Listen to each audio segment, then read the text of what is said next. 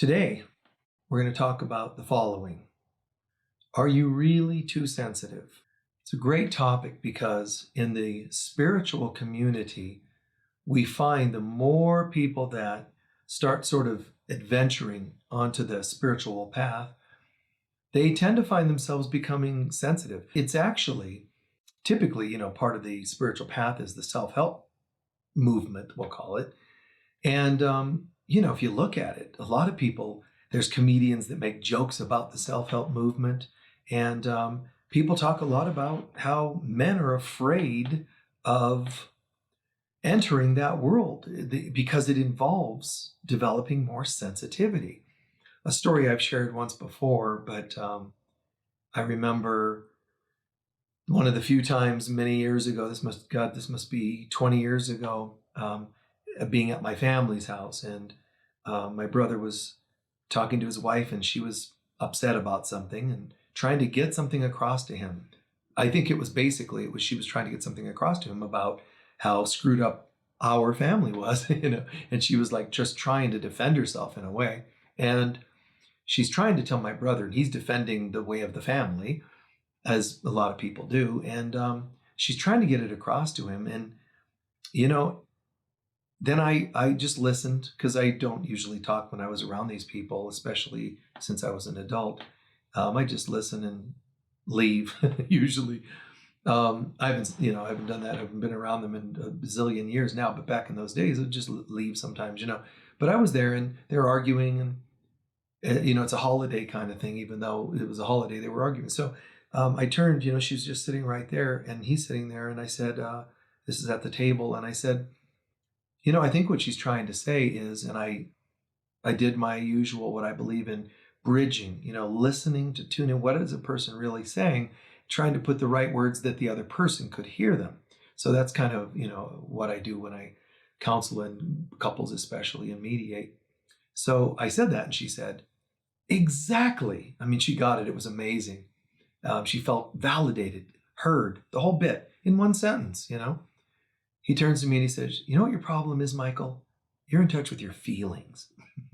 And I thought, wow, if you only knew what that meant, it's just so sad. But that's the way. That's the plight of the male, the human males of today and most generations in history. The hyper-masculine is very dense. So for a male to be tuned in, it looks feminine. And in a way it is, but it looks feminine. It looks almost hyper feminine. It looks weak, and it is not. But I can understand why they would think it is. Some people would think it is, because in the survival of the fittest world, the weaker, the softer, the more sensitive lose. The more sensitive, the predators divide the weak from the herd. The weak, in that sense, would be softer, more pliable, more malleable, more young, and so forth, of any particular kind, or the ones who have finally reached an age where they're checking out. But young and in a sense more sensitive, more pliable, and so forth, seem to be weak, rather than the big, strong, muscle bound of an animal of just about any species. So the bigger, stronger, badder, they tend to win. So what I'm going to get to then is, are we really too sensitive? When we're on the spiritual path, people are going to think, yeah, you guys on the path, and they make jokes, you're so sensitive. Often that does mean males often say that to females, or more masculine types of people, which could be a woman or a man, saying it to more feminine kinds of people, which could be a man or a woman. So the stronger say that, and it's funny because it hurts our feelings, which then implies we're just too sensitive. And if we show that, then they're going to say, oh, you're so sensitive. It's such an interesting thing, guys. And what I'm sharing with you today is a very sensitive topic. It's a very feeling topic. So I would like you to do your best to, drop in and just kind of try to feel what I'm describing. You can still make notes. Some of you do still make notes, but try not to just do it from your head. Try to really get what I'm saying. Basically, we originated as androgynous, balanced male-female beings, not in genders identified with a gender. We were androgynous. We were male-female, as the Bible says.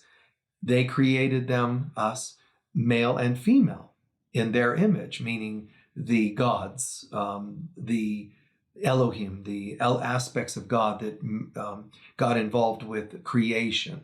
And, so we were created in a male-female sense, androgynous.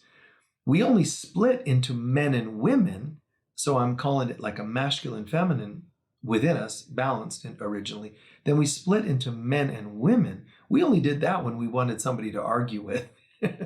No, really, we did that so that we would have somebody to blame. We split into gender so we would have duality, and there would be another something.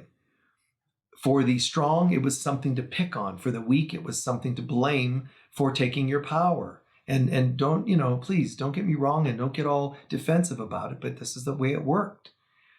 We started out balanced. The solution is, and the result of the solution is that we end up balanced again. How to get there? Healing.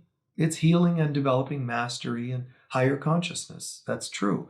So we have to go into the spiritual path to develop that balance. Without the spiritual path, you don't have the wisdom to find balance. You don't have the means. You don't have the healing tools. You don't have anything other than your own device. And you think, I will make myself a balanced person. Not true at all. You cannot. There is no you separate from spirit. So trying to do things separate from spirit actually make no sense at all, because you can't accomplish anything. You can contrive balance. You can contrive learning. You can contrive being spiritual and whatever else you want to do, being a strong character of some kind, a musician. You can do anything on your own, but it's all contrived. Anything without God cannot be real, because only God is real. So what we do with God is sustainable and it's real and it's integrated into our being. So what happens is we started balanced, and what happens is that we get back to that balance. In the meantime, we're in a world that is very survival mode. It's very survival of the fittest, dog-eat-dog world. And the ones making the rules, if you remember the golden rule, do unto others as you'd have them do unto you. Well, this world actually changed the golden rule. How do you change a spiritual law? Well, they did. This world changed the golden rule. Instead of do unto others as you'd have them do unto you, which is kind of like saying love others just as you would want them to love you, and love, let them love you as much as you'd want to love others. This nice reciprocal love consciousness. That's the golden rule. It got changed to those who have the gold make the rules. And that's what happened. The world now changed it all. So the world says to us, survival of the fittest, dog-eat-dog world, and all these sayings that they've made up. So they're making the rules and then telling us there's something wrong with us if we can't comply to their rules, but they made up their rules. So when we say, no, I'm going to follow God's rules instead, it sounds insane. Anybody that follows that's why I've written a book, you're not going crazy, you're just waking up, which is like saying I'm breaking the trance of this world. So we're going to look like there's something wrong with us, the way my brother responded to his wife. We're going to look like something's wrong with us if we, say even as kids, I was saying we started off androgynous, but one lifetime after another, we find ourselves just becoming stumped and hurt and wounded. Someone wrote in and said, Michael, will you talk about autism? No, I'm not going to talk right now about autism, and maybe I will do a talk on it someday, but you usually most people wouldn't typically like what I would say about it, because I can't say that, autistic people and children are somehow better than regular human beings, the average human being, or that they're lesser than the average human being. We're all humans, and we all have stuff. And what I would say in summary about autistic individuals is that they are hypersensitive. They are people that have been badgered in other lifetimes, if you believe in other lifetimes. They've been badgered in other lifetimes, and part of them has given up. Part of them still came in, still saying, kind of like almost like, screw all of you. I'm just going to, have my own little reality, and I'm sort of living in other dimensions that you limited brick-minded people can't understand. So I think that's pretty cool. At the same time, I feel for them, because at the same time I know that a lot of this scenario, this condition, is part of them being so hypersensitive. That's why a lot of times they say, looking back in history, they'll look at the geniuses, the wizards of life, and say, now looking back at some of these people I won't name, but historically, they may have been high functioning autistic, because of, you can just tell they're sensitive souls, and they're so sensitive that when stuff's happening around them, they're like, no, like they get agitated. Well, it's almost like in one respect, it's a positive, because they're tuned in so well. The bad news is they're not equipped to fend off. They're tuned in, but they can't fend off because they don't have all the defense mechanisms that some people have. I'm saying then, this world tries to make you nothing but armored. Now, in body work and massage, we would say armoring is kind of like, muscles kind of almost atrophying. They're locking up or atrophying. You're getting what's called armoring. So your muscles are becoming like armor. And you could just use a little imagination and you would understand that muscles armoring would be a form of a defense. Why would you have that form of a defense? Certainly it can't feel good to have muscles locking up and armoring. It doesn't. But yet the person is somehow saying to the world, armoring doesn't feel good, but it feels better than the crap that I'm trying to fight off. And that's pretty harsh. It's very unfortunate for such souls, which is almost everybody, but some more than others, the armoring. Well, this world is telling you, you better be prepared. You got to toughen up, suck it up, as they say. I mean, God, I remember one time I was playing soccer in high school. We were in this, like a big, big game. And, I was playing goalie, and it happened where this amazing kind of lucky thing or whatever happened. And I ran out, and here comes the other team. It always reminds me of like an animated Disney show. I remember in one of their Disney cartoons, all these rhinos, come rushing at the little individual on this end. And they're all coming, and I see all these other team guys, rushing at me, dribbling the ball, and they're going to take a shot. So I'm thinking, well, if I stand in the goal, my chances of stopping the ball are maybe 10%. But if I go out, that's the way I used to play. If I go out and dive at the ball and secure it, my odds are 80 or 90%, if I can get the ball. The only problem is when you're diving at the feet of high-speed individuals, you usually take a few hits. So I dove in, saved the day. Everybody was going nuts, like, wow, it's because it's like 5 minutes left in the game, and saved the day, wow, I dove in, boom. The only problem is somewhere in that, a foot introduced itself to my jaw. And so my jaw was dislocated, and there was this lump sticking out here in my jaw. And my coach and all the team members are, yeah, Michael, good job, right on. And I'm going, no, my jaw's out of place. My coach couldn't understand what I was saying. He's going, good job, yeah, good job. And I'm like, coach, and he's going, yeah, suck it up, good job. And I'm like, oh.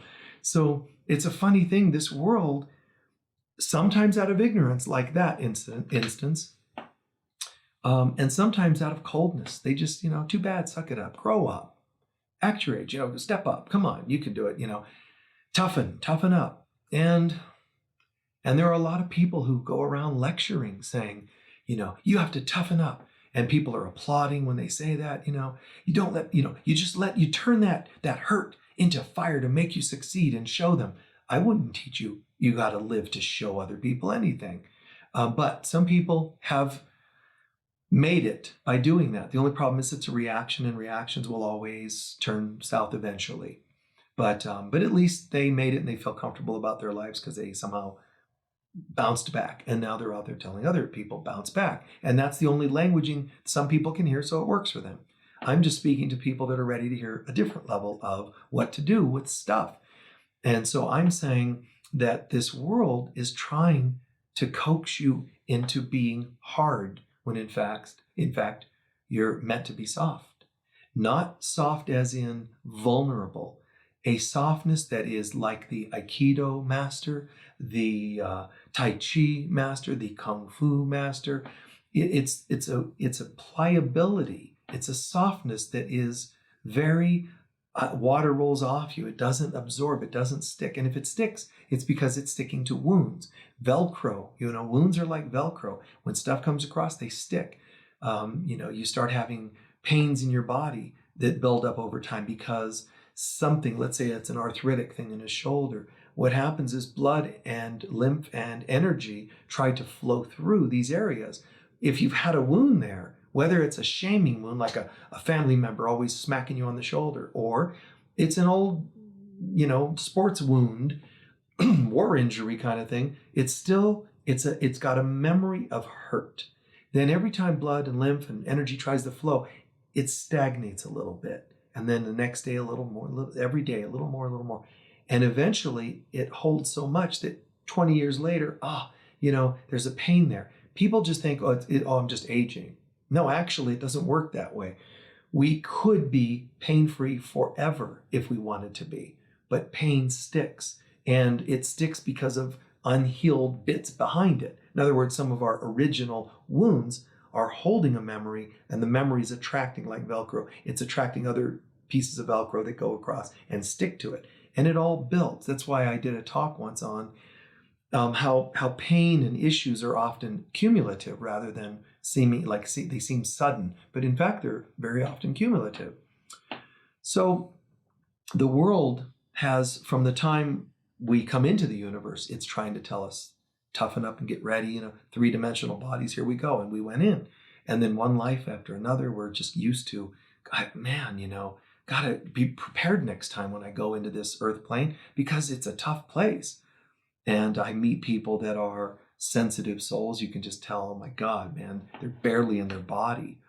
I can tell by looking at people there's things I see that I can tell they're not grounded, which is not safe. See, the logical thing is, when you come into this world, the logical thing is, hey, I have an idea. If this world is tough or hurtful or painful, all I have to do is not be here. Yeah, I'll be in my body because apparently that's where I am. I came to Earth. But I can just stay a little dissociated, a little distanced, a little ungrounded. It makes total sense. I mean, logically, if I'm not in my body can't be hurt so much. But the opposite is true. When I'm not in my body, people will sense it. People can tell when you're not fully integrated and anchored into your body, and they'll go after you. Predators sense the weak, and they go after them. So what are you going to do? Become like them? No, guys. It's not either or. It's not predator or victim. In the center is our strength. In the center is our real self. And I don't mean a self that I nurture by myself. Of myself, I'm nothing. It's a self that gets fed by God on a consistent basis, teaching me and telling me nothing can really harm you. Even physical loss or of life, you're still fine spiritually. You are not a body. You are free. You remain as God created you. You still are a spiritual essence, a spiritual being. So how can I be that on a day-to-day basis? Oh my God, that's the whole rub right there. How do I live the God life while I'm here? And so it is about becoming the living example of spirit embodied. But this world we're shown is the complete opposite. This world shows us, guys, there is no God. Can you see God? Look around you. Come on, there's poverty, there's war. Every day the news is trying to convince you. In fact, it's programming you that there is no God. There is no spiritual realm. This is it. Pain and suffering. So run and hide, or become a warrior and fight in the negative form of warrior. Fight, become part of the predatorial world. Survival of the fittest. And we get scared. And now you have anxiety. And the anxiety leads to other problems. Illnesses and disorders, any physical or emotional, even relationship issues. Because people are just so scared and scattered. And, there's people that they're really focused on conspiracies. This is the ultimate conspiracy. When you say the government's lying or some people are lying or groups are lying and they're conspiracies, guys, this world is a conspiracy. It's all lie upon lie upon lie upon lie, trying to build greater forms of lies to keep us so distanced from sweetness, from love, from trust in one another, God's presence. We seem to be a biological miracle. Guys, we're even biologically sabotaged now.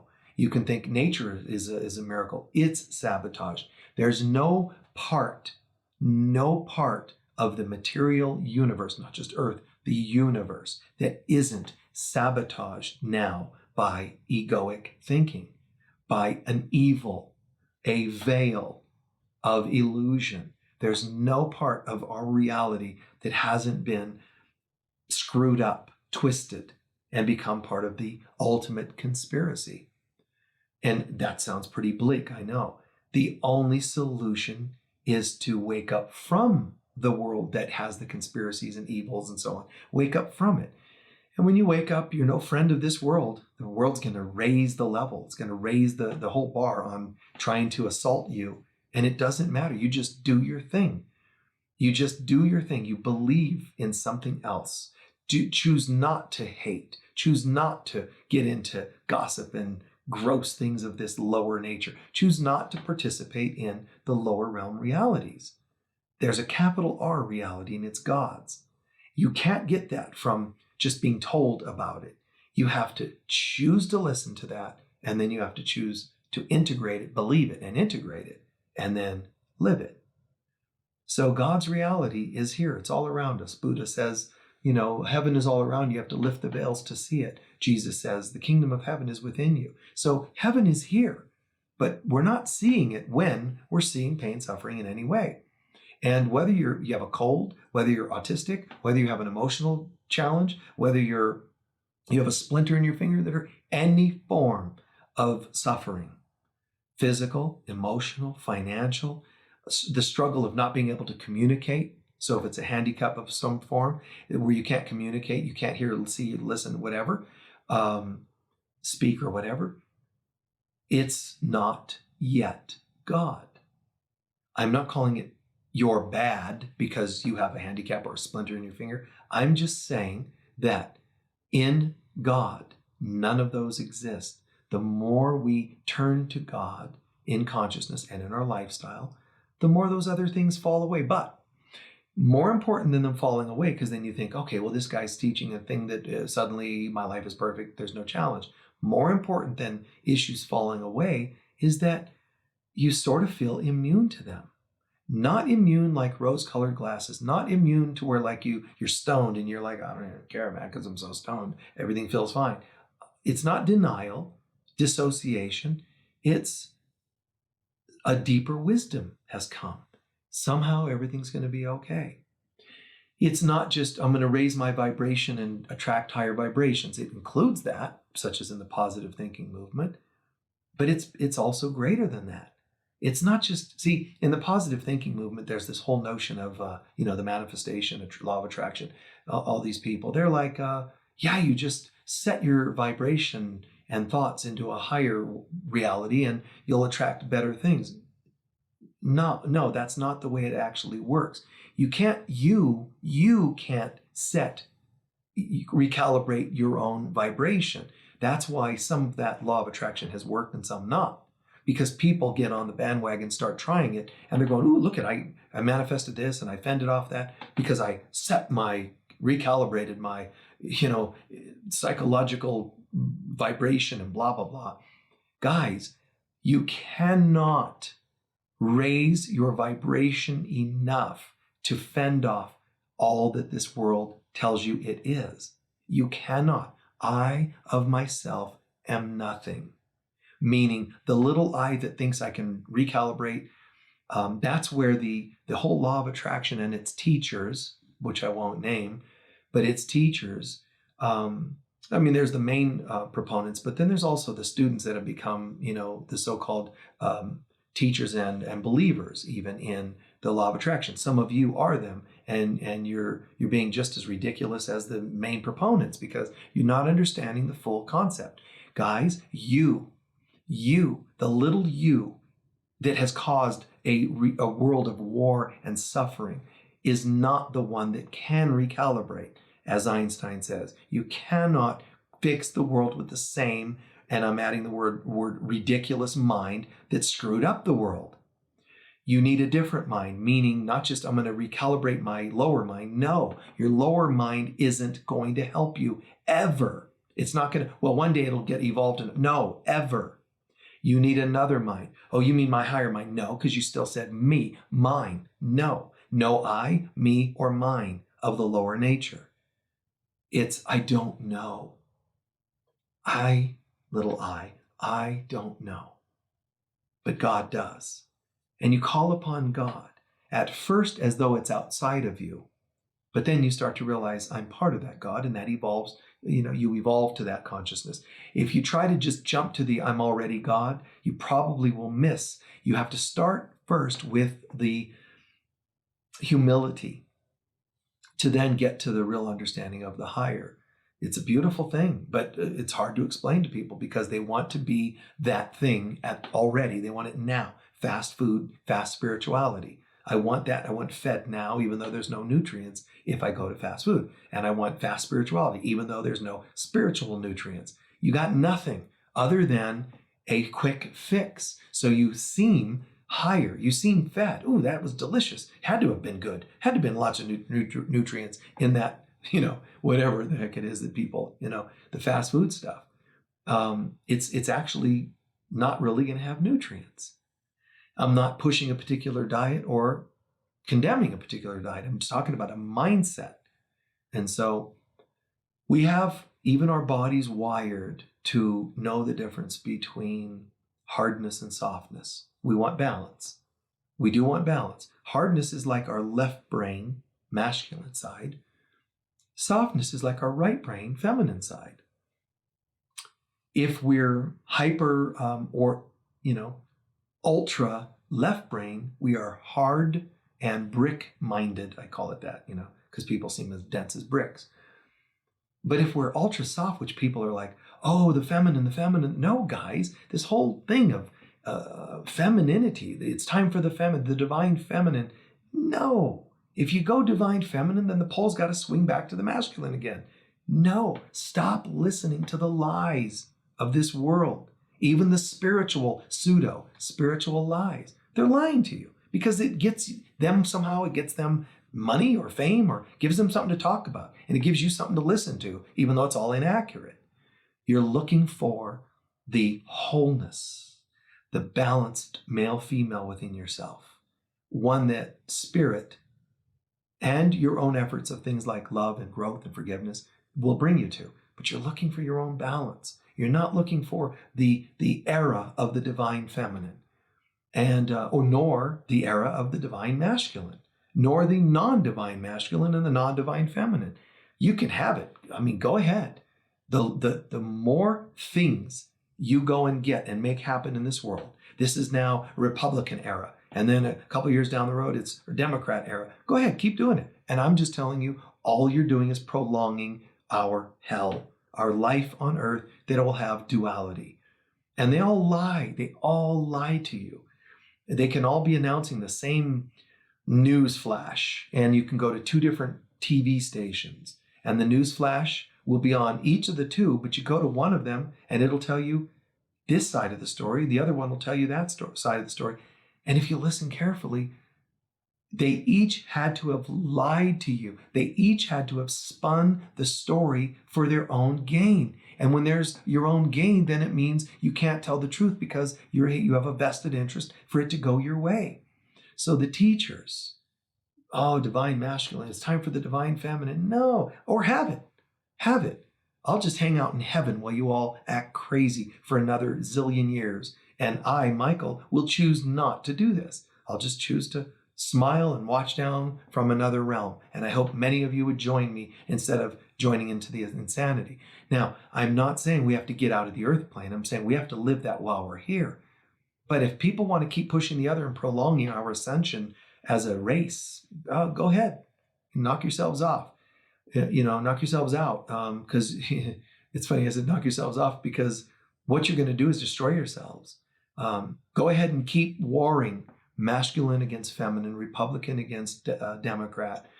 Keep warring against, these things, men and women, black and white, all these dualities. Keep warring. And trust me, everybody's invested. Everybody's invested. Even if it's racial equality, they're lying to you because they're pushing for something. They're all making a buck. That's why some people, even in the, the racial movements of various races, when some of these people saw through it and realized they're being used as puppets, as poster children for pro this and pro that, anti this, anti that, and they saw through it. So what's interesting is when they saw through it, they backed out. And in some cases, they were murdered because they said, no way, I'm not going to play this game anymore. I see that you guys are using me. I thought you were sincere when you said we want to fight for equal rights for a particular color, a particular race, a particular gender, whatever it happens to have been. And it could be anything. It could even be gay rights.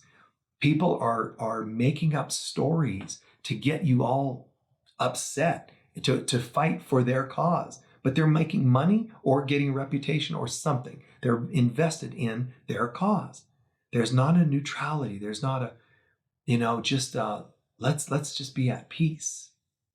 There's our color is also deserving of peace. Our sexual preference is also deserving of peace. Okay, then let's act like it. Let's love each other. Well, no, I'm just going to love the ones that are agreeing with me. So you have duality again. So this goes on and on. So I want to share something a little more of a biological, anatomical, human perspective of this. What you can't see, I've explained a little of the biological, the anatomical of the body, but what you can't see is that every male, if you could measure, a male would have a male charge, let's say electrically, your electromagnetic system. Your body would have a masculine charge if you're a male, a feminine charge if you're a female. But your body isn't just a dense body. Your body is made up of a few layers of elements. But there's a few invisible layers that come out to here. In other words, my physical body isn't here. It's here. It includes my etheric double, which is not the same as my full aura, but I have an etheric double around me. Every cell has an etheric double. It's what holds cells together. But I have an etheric, a mass of cells like a body.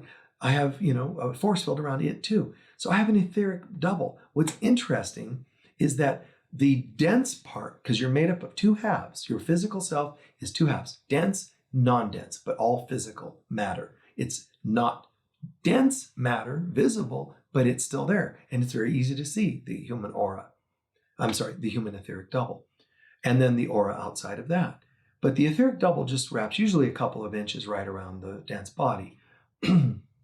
And the etheric double is what people feel like. They call it the phantom limb. If you have a limb removed, they sometimes still go to scratch that arm, even though it's not there, because it's still there. Because you're made up of several layers, 7 to be exact, but you're made up of several layers of matter, just your physical self, not counting your astral body and other layers, just your physical self. It's half physical, half etheric. Physical limb goes, and the etheric version's still there. So my physical arm is still there. Limb is still there. It's just not the dense part of my physicality. Hopefully that makes sense. But the etheric part of us is the opposite charge. If this is masculine, this is feminine. If this is feminine, this is masculine. So we're still secretly androgynous. But people haven't allowed it to integrate. We've pushed it out to be a second half of ourselves. That's just one point. The other point is that my physical body kind of looks like masses of tissue that's layered, bone, muscle, and so on, skin, and so on. So it looks like this, but my etheric body, if you could see it, you would go, and some of you could probably see it by looking right now. If you look, you just let your eyes blur, and then you keep them open and squinted slightly, and you look, and you let your eyes blur, and you'll start to notice a little bit of light. You can just do it around anything. You can do it around a chair, an animal, if it's sitting still, easier, if it's sitting still, any object, a picture frame. They all have etheric force field around them. So I have an etheric force field. And if you see it, it'll just look like a slight haze or light around the body. The stronger the vitality, the root chakra and the vitality centers in the body, the stronger they are, boom, the etheric body is going to be stronger. The sicker, weaker I am, the thinner it's going to be. So that's where we go back to the person who's not wanting to be here, or if they are here and they have done an excessive amount of emotional stuff in their life, being abused a lot, or physical abuse, sexual abuse, for example, or drugs and alcohol. It beats the hell out of your etheric body. I mean, it just damages it. It punches holes in it. It thins it. So all of a sudden, now you're walking around the world, walking around your life with this thin force field. Does that even sound good? You ever watch, Star Trek? Captain, we can't take much more of this. It's when your force field has been beat up, it can't take anything more. So now you absorb every little boo that you should be able to, yeah, I'm strong, I'm clear. And this force field psychologically is known as boundaries. So if I don't have a healthy, I'm here in my body, it'll create a greater chance of weak force field, which would mean also weak boundaries. So the person who's weak in terms of being in their body is also weak etherically, their etheric double, and they would be weak psychologically. But a person who's overly dense would not have the opposite, which would be healthy boundaries or healthy etheric body. They would have the opposite, which is like armor, like just shutting out the world. I don't care about anybody. Or they mow people over because they're hyper aggressive or intense. We want balance. As I know peace, and yet in my body, the etheric double will reflect that, and my boundaries will reflect that. If you could see the etheric double, it looks like a light mist and kind of hanging around the body, but it isn't. If you could see it clairvoyantly, you're going to actually see spikes, zillions and zillions of little spikes of light beaming off around you, like so, kind of porcupine-ish in a sense. But all these, it's made up of lines beaming out more than just kind of a soft haze. It'll look like a haze, but it's actually little light beams. The reason I mention that is because those light beams are bringing my light to the world, but they're also beaming away other stuff, entities, negative energy, whatever it happens to be. You fend it off because your light is coming out so much. It's like a whoosh of water washes things away that are trying to swim this way, that's going to whoosh them away that way, right? It's the same. The light is just beaming, and the stronger you are in your character, your spiritual character, your physical character, and so on, psychological character, and so on, it's beaming such beautiful, perfect light. You don't really have to think about entities, people, their energy. So when you say things like, acting like such a victim, I take on other people's energy, which is true. I'm sure it's true. It's a sad thing, but we do sometimes take on people's energy, or people take my power, or I'm a victim, or anything along these lines. It really, in the spiritual community, because we're swinging into such a passive enabling kind of world anymore, people, I'm so sorry, me too. Yeah, we're all victims, and so on. But wait, if you are going to be a responsible spiritual person, then you've got some backbone, spiritual backbone. Your light is beaming. There's nobody that can do anything to you, honestly. I'm not wronging you or shaming you. I'm educating you and saying, step up. Step up and realize, get in your body. You're not safe by staying out of your body and dissociating. Oh, but the world, and everybody's out to get me. I know. And they won't if you show up instead of run and hide. So stay here. Or, you're going to deal with it in some other lifetime in some harsh way. You'll either come back in the same circumstance or 10 times worse, or you'll come back as a person who suffers in some disorder that's making you feel like you can't even connect with this world. You can't communicate with this world. I mean, we can manifest things that reflect that. It isn't God's will. So sympathy and love and compassion for everybody that suffers in any way, physical armoring, handicaps of the senses, whatever it happens to be. I'm not wronging any of them. I'm saying we have our stuff because we put up with and take on so much crap. We have to show up, however. That's our immunity. Show up, let your light shine, put on the armor of the Lord, which means let your etheric body and your aura shine such light, nothing can penetrate. I've shared the story before, but when people say to me, Michael, God, I've done tens of thousands, however many, it could be hundreds, but tens of thousands of sessions in my life, and of every type you can imagine. I mean, from the psychological to the physical to the worst stories, dramatic, hurtful stories, scary stories, all kinds of things. Demonic possession in homes to couples counseling, everything you can imagine. And people say, how do you do it? How do you maintain? I of myself am nothing. I can't. I couldn't. No nervous system can take all that and handle it. You have to plug in, trusting God, knowing who you really are, and your light shines. But also, don't see anything outside as being bad, because if you do, it sets up a reaction in your energy field that says, look out, bad people. So it starts an armoring to defend against them, or senses they're bigger and badder, so it breaks down the walls and your castle, so to speak, has been breached. Instead, we recognize who we are, and we also know the reason I'm working with that person. They might have this issue, that issue, this bad story, that sad story, all kinds of drama, trauma, and it's true. Put out a hand, let them cry on your shoulder, give them a tissue, help them process, absolutely. But never let the wounds be greater than who we really are. Somehow I knew that.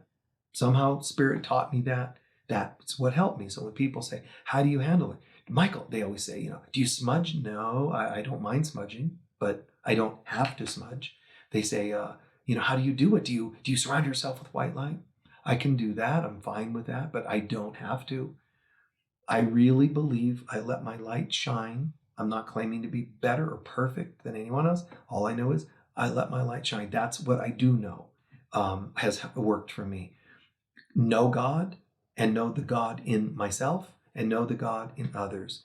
And it seems to have worked for me, whether it's on any topic, to have given me a light that has helped me sustain longer than most people who can do every kind of defensive mechanism. I take these pills, I take these vitamins, I surround myself with light, I smudge, and that's just before I get out of bed. All of that was just before I get out of bed, because I got to fend off such a bad world.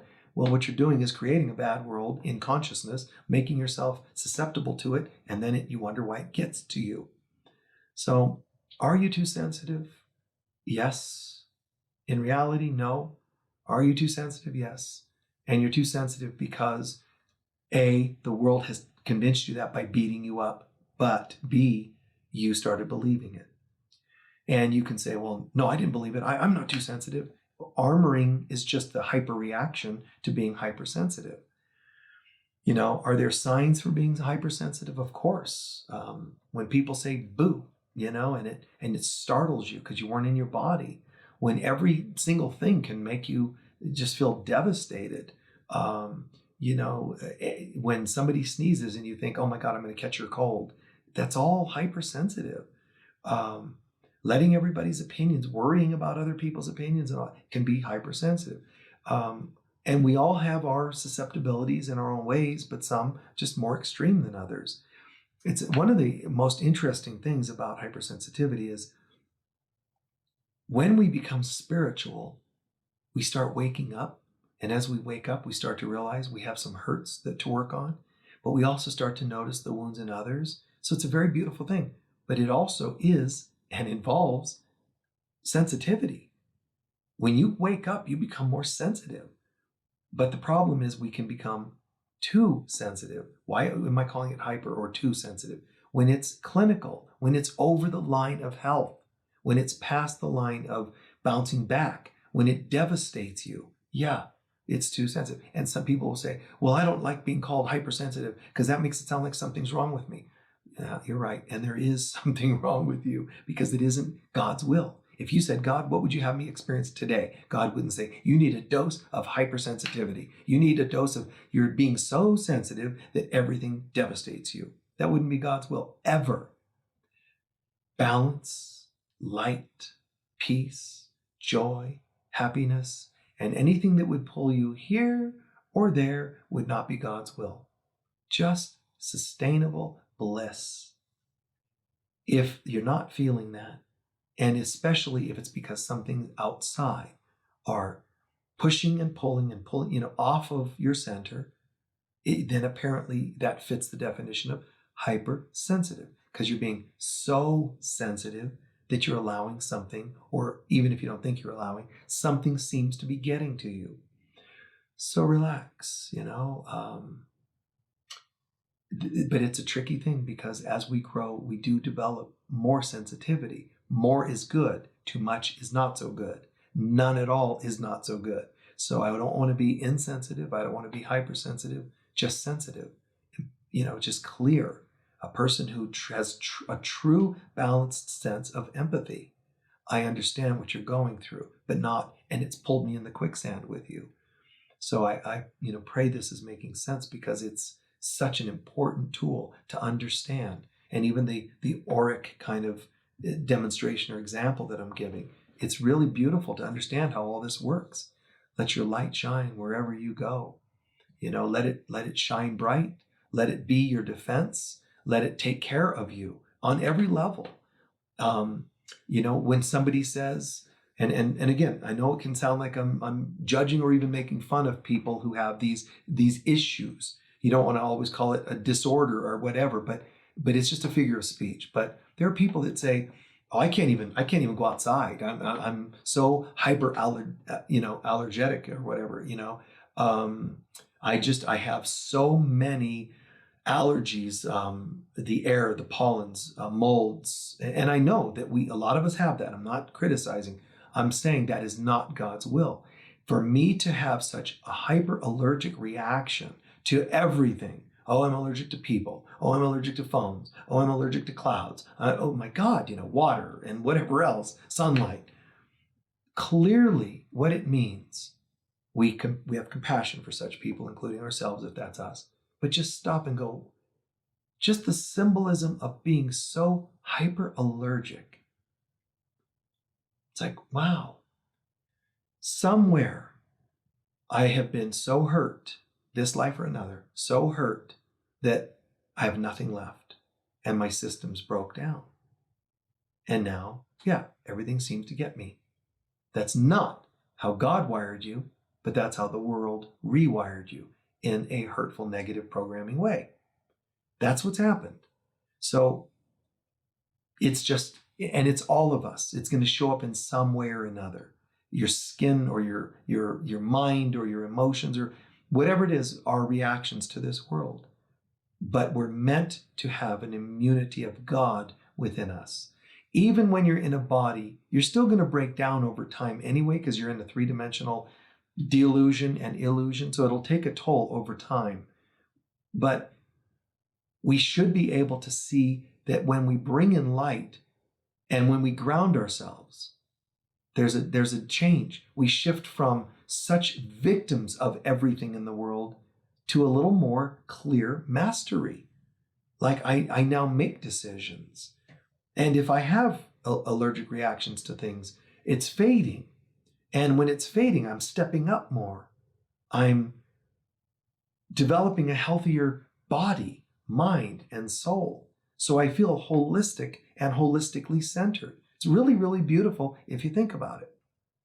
So consider it. Consider what you could do besides your spiritual work. Consider what you might be able to do.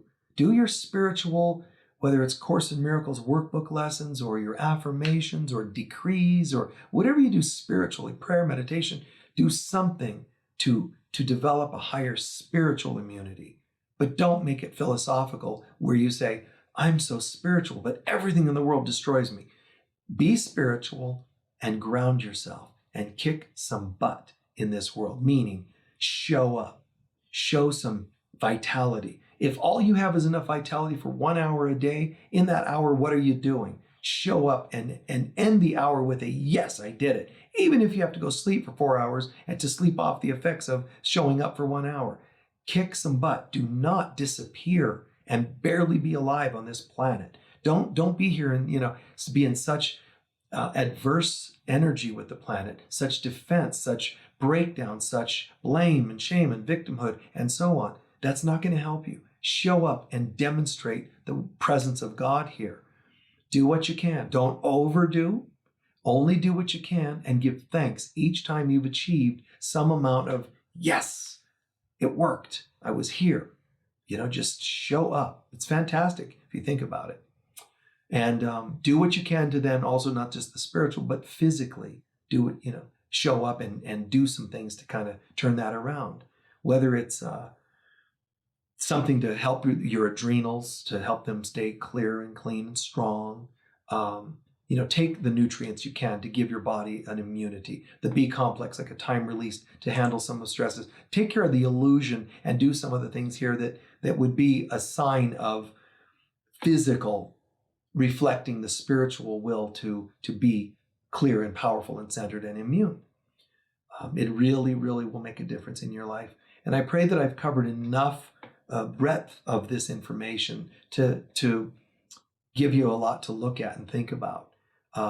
Typically, that would be my goal, but I pray that it's really making sense and has a good breadth to it. It's not just a linear topic. And also, please understand, no person in this talk has been picked on. When I say victim, I'm not saying you're bad because you're a victim, or autism, or handicaps, or emotional frailties, or hypersensitive. All these words have charges on them.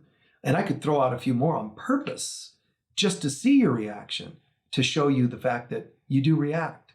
Even the words that I mean well and in a healthy form, some people are going to get reactions over it. Oh, that word's a bad word and we're not supposed to say that. Whatever. Guys, we're all screwed up. Everybody that's in a body is suffering from separation anxiety from God, and it's taking a toll on them. It doesn't matter. I can look healthier, feel healthier than the next person, but we're all still doing what we can to get by, man. We are, but I'm just describing some go numb. That's not getting by. It's certainly not surviving. If it's anything, it's just getting by, but it's not thriving. It's just surviving. It's not thriving. We're meant to be alive. And some people, well, my partner passed away. I don't know how to live without them. They were in my life. I mean, some of you were like, I can't live because my dog or my cat passed away. Some it's your child passed away. Some it's your parents died recently. Whatever it is, I lost all my money. I have no energy left. I mean, I experienced the last time I went through the dark night of the soul some years ago, semi-recently, but some years ago, I came out of it and I felt post-trauma for a while. I never knew. Each time the phone would ring, is it another problem? Because I was inundated with so many issues with people around me that were having these issues, problems. So it was like the phone would ring and my stomach would turn a little because it was so constant. And then I went, God, this is amazing. My body's now on natural reactions to these things that happened. Those things aren't me, but my body's reacting as though they have power over me. The phone rang. Because, but because there's so many traumas and dramas programmed me to, whoa. So I had to catch on and start turning that around and pulling myself back out again. So during the trauma, my aura, if you could see it, would have been in a little more because it's reserving energy and it's conserving energy and it's protecting a little more. That's normal in nature on this planet. But as I started shifting it, it's, okay, it's trust again. It doesn't mean I would foolishly trust all the same people with all the same things in my life, but I feel clearer, more awake, almost more balanced, where instead of overly trusting, as I've talked about before in talks, you just trust the trustworthy parts in people. So I wouldn't choose the same friends, the same whatever, students or employers, employees, or whatever they are. I wouldn't choose the same ones because I recognize that not everybody can handle the responsibilities that I might give them. So never mind. Let's only give them the whatever they can handle and still maintain a healthiness, and no more, no less. I don't care if you're talking about partnerships or employees or whatever. Try to give them only what they can handle and let that be worked as a muscle building place right there. No more and not less. Less would mean I'm constricted. More would be I'm susceptible. Just nice, healthy, centered, and balanced. Okay? So thank you guys for watching. Peace be with all of you. Bye-bye.